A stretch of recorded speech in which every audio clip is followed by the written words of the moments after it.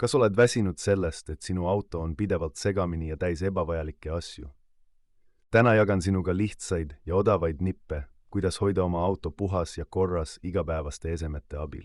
Esimene nipp, kasuta kingaorganisaatorit, mis ripub esistme seljatoe taga, et hoida käepärast väiksemaid esemeid nagu taskurätikud, päikeseprillid ja käte desinfitseerimisvahend.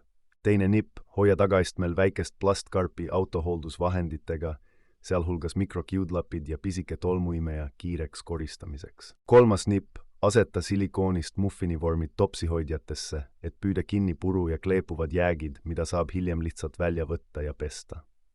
Neljas nipp, kasuta laiendatavat dokumendimappi, et korralikult organiseerida kõik autopaberid, kindlustus ja hooldusandmed kindakastis.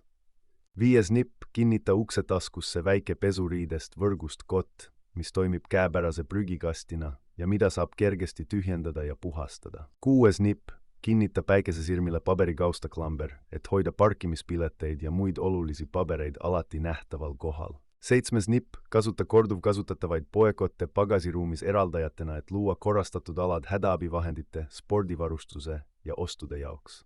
Pärast nende lihtsate nippide rakendamist on sinu auto puhtam, korrastatum ja selles on palju meeldivam sõita.